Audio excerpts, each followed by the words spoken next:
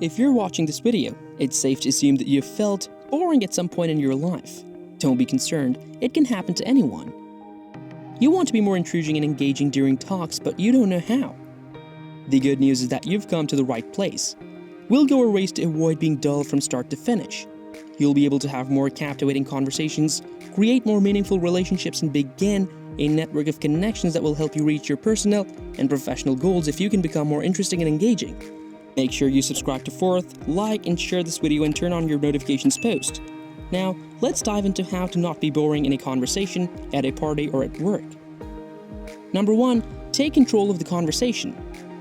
Taking control of a conversation is the key to becoming an engaging person and avoiding boredom entirely. You should speak about topics that people are most interested in. This may vary depending on the group. Discuss intelligent themes like religion, politics, taboos, and the law. This will undoubtedly help you make a good impression and avoid being boring. However, before speaking, be sure you've done your homework. You don't want to give out misleading information and wind up getting caught. The rest will be taken care of if you use your words carefully and refrain from speaking excessively. Number 2, you have to be interested to be interesting. The most important thing to understand about people in this psychological truth, individuals are preoccupied with themselves. I don't mean this negatively, it's just a part of being human. Consider it this way: if someone starts talking about their nephew and you've never met, or goes on a 15-minute rant about the difficulties with microplastics, you're likely to tune out. Why? Because it has absolutely nothing to do with you. People enjoy talking about themselves, so allow them to. Ask open-ended questions and pay close attention to their responses, then inquire further. Don't forget about your body language. As they speak, they smile, look towards them, and nod affirmatively. Number 3, have something going on in your life. What do you do in your spare time? Do you have any interests, clubs, activities? Or do you spend your evenings watching Netflix or reading around social media? Be truthful. Which do you think would be more interesting to hear about? Yeah, having interesting things going on in your life is one of the simplest ways to level up your interesting skill. It does not have to be skydiving or street racing to be intriguing. It simply has to be something you enjoy doing. What if you don't have anything like that right now? Not a problem. Examine your hobbies and interests, and then take action. Participate in a club or an online forum. Create something or begin listening to podcasts or new things. Remember that obsessing over one issue isn't the aim here. In reality, that can be off-putting to certain people for the same reason we mentioned in the last section. It is unrelated. Try broadening out and identifying 2 main interests and areas of conversation with which you are comfortable. The more broad your hobbies are, the easier it is to connect with others. It's okay if you're having problems identifying your passion. Number 4, boring people play it safe, be enthusiastic. This is known as the plus 10% rule.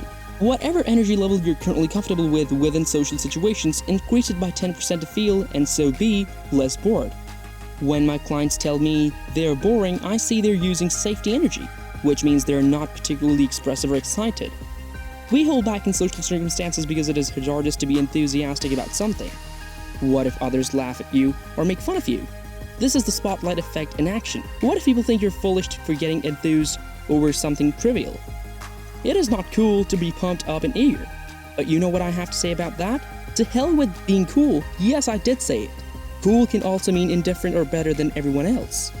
People may appreciate that from afar, but they despise those individuals. Besides, I can't recall ever being turned off by someone who was genuinely enthusiastic about something. Consider a popular coworker or someone you enjoy hanging out with. At parties, I'm sure they're enthusiastic. People enjoy feeling happy, and nothing beats smiling and laughing. And they like people who make them feel good. People are pack creatures, for better or worse. We enjoy being a part of something. They'll like you if you're the one who amps up the energy and makes them feel more energized and eager.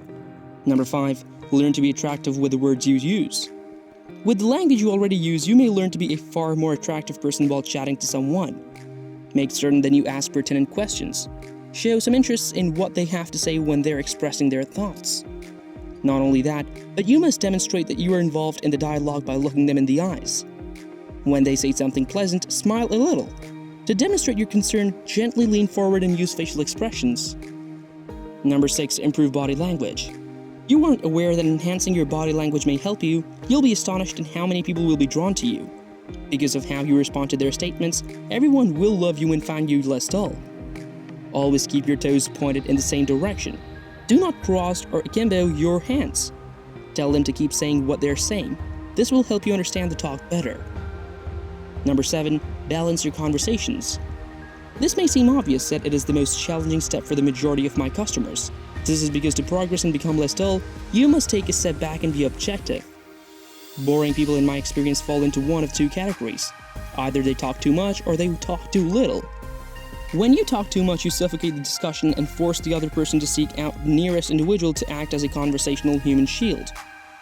When you converse too little, you come to seem as hostile or disinterested, which is why people dislike it.